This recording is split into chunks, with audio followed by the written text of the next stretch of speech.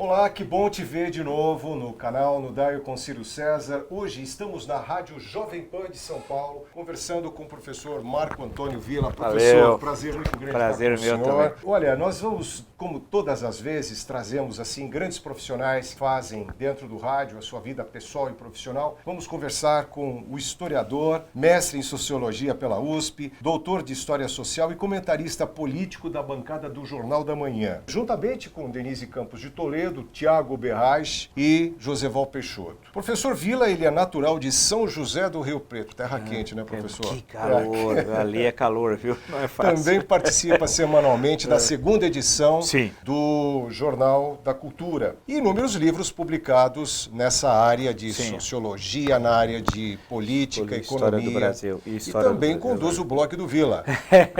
Tenta fazer tudo, bater escanteio e fazer gol de cabeça. Tá certo.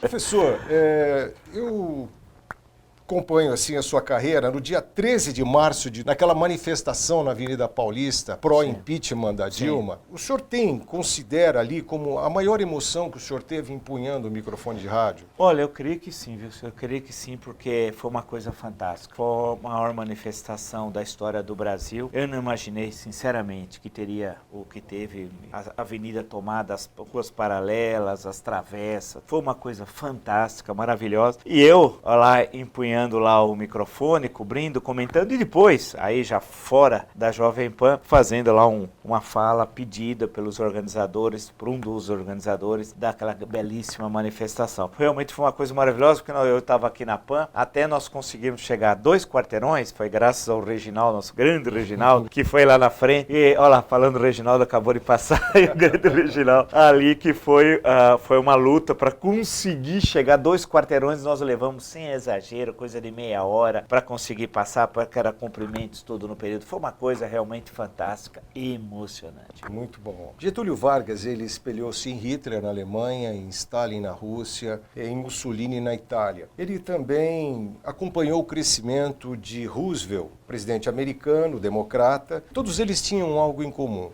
o rádio. Eles utilizaram o rádio como uma plataforma de propaganda. Roosevelt, inclusive, ele foi apelidado de o presidente do rádio, porque ele manteve acesa a chama da liberdade e da democracia no coração dos soldados no fronte. O senhor acha que até que ponto o rádio serviu como agregador ou manipulador das massas naquela época? Olha, no caso do presidente Franklin Delano Roosevelt, o papel do rádio é importante. O programa, né, a conversa que ele tinha com os americanos, no momento terrível da história norte-americana, que ele assume o governo em janeiro de 1933, e a situação pega o momento mais grave da depressão econômica, né, dos Estados Unidos, que começou com a crise econômica de 1929, e o momento mais difícil foi justamente 33. E ele usa do rádio como esse instrumento de contato direto do presidente, pela primeira vez, vale lembrar, do presidente com a população norte-americana e tal. Portanto, aí tem um caráter democrático de mostrar a situação que os Estados Unidos vivia e o que o governo estava falando. Já Hitler, Stalin, Mussolini, aí já tem um caráter para o campo, uma leitura do totalitarismo, ou seja, é o uso da rádio como propaganda de contato direto do ditador com as massas e usando do rádio para instrumentalizar as massas tal. Aí já tem um sentido antidemocrático. Mas é inegável que tanto no fascismo na Itália na década de 20, quando chega ao poder, na Alemanha nos anos 30 com Hitler, o Stalin já desde da segunda metade da década de 20 já está consolidando seu poder na então União Soviética. Aí é o uso do rádio em massa como propaganda política, ou do fascismo, ou do nazismo, ou da ditadura socialista. Getúlio, ele foi determinante na implantação do rádio no nosso país. Em toda evolução como veículo de comunicação, que importância o senhor vê no amadurecimento da democracia e como é que o senhor vê esse período onde chamou-se de era de ouro do rádio de 1930 a 1950 com a chegada da televisão? Olha, acabou coincidindo esse período com a era Vargas. O Vargas chega ao governo com a Revolução de 30, em novembro de 1930, permanece até outubro de 1945, passando por algumas fases, mas vai até outubro. Depois volta em 50, eleito em 51, após 51 e suicida em 54. Coincide o período dele com o auge do rádio no Brasil. Ao mesmo tempo, ainda antes da televisão, o primeiro governo Vargas, ainda antes do advento, antes de 1950, portanto, o rádio é o elemento fundamental de comunicação. E lembrar que o governo Vargas vai criar um departamento de propaganda, que é o DIP, Departamento de Imprensa e Propaganda, em que o rádio é um papel fundamental na propaganda do regime e tal. E ele usa sistematicamente do rádio, não só no 1º de maio, que era comemorado nesse período no estado de São Januário, no Rio de Janeiro, como em vários momentos, até no golpe do Estado Novo, a 10 de novembro de 1937, e o golpe a notícia dada pelo rádio, ele discursa pelo rádio para todo o Brasil. Então o rádio passa a ser essencial. Por outro lado, é através do rádio também que a música brasileira se expande, né? Os programas de auditório ao vivo, porque era tudo ao vivo, realmente. É uma coisa fantástica. A Rádio Nacional, as partidas esportivas. Sim, aí você passa pela radionovela. É bom lembrar que a novela brasileira de televisão, a mãe, foi a radionovela, tal. Inclusive a primeira fase das novelas da TV, a fase áurea, foi de todo mundo que trabalhava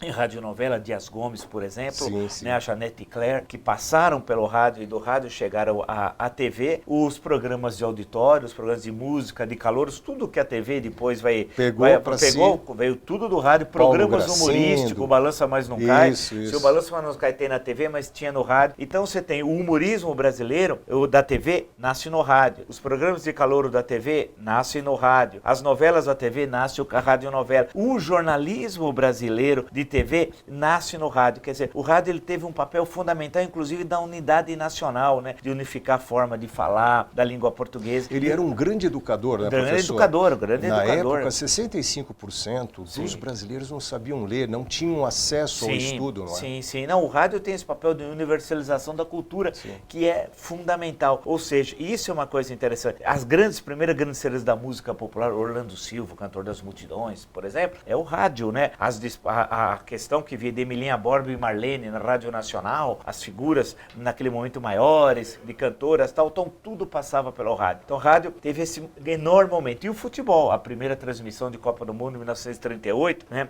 Puxa, o país para, né? Depois de 50, depois de 54, 58, a gente vê muito fotos desse período. Você tem um alto-falante e todo mundo em torno do alto-falante ouvindo a transmissão esportiva. E lembrar que a TV também, a transmissão da TV, ela passa pelo rádio, né? Por aquelas chamadas, por uma série de forma de narrar que a TV usa também do rádio. Então o rádio é a grande matriz, né? Eu tive a oportunidade, o privilégio de conhecer em vida em Ototico. Vital da Silva Fernandes era a Xuxa da época. E ele disse assim, que chegou um momento que o presidente Castelo Branco chegou em Ototico. Você tem que falar para as crianças escovarem os dentes, porque o Brasil a criançada perde o dente muito rápido. É um país de desdentados, onde a dentadura é um grande negócio. E aí ele educava a criançada a escovar os dentes, a higiene, aquelas coisas mais voltadas mesmo à conscientização popular, não é? Sim, não é verdade. Teve esse papel. O regime militar, já no período 64-85, usou disso. Você tinha projetos de música, um projeto Minerva, que o pessoal chamava de Enerva. Movimento Brasileiro de Alfabetização. Também passava pelo rádio, quer dizer, então você tem um papel super importante do rádio como elemento de educação e de propaganda política. Olha, segunda parte vem semana que vem. Professor Marco Antônio Villa falando no Daio com o Ciro César. Relembrando a você, dê o seu clique de curtir, espalhe os amigos, divulgue e semana que vem tem mais professor Marco Antônio Villa e vamos falar sobre política, que é o grande mote desse nosso bate-papo. Falamos um pouco do aspecto histórico do rádio nessa primeira parte do vídeo, mas semana que vem quero ver professor falando de política brasileira. Política e um pouco do Santos. No Daio com o Ciro César, mostrando o rádio para você de dentro para fora, para você conhecê-lo de fora para dentro.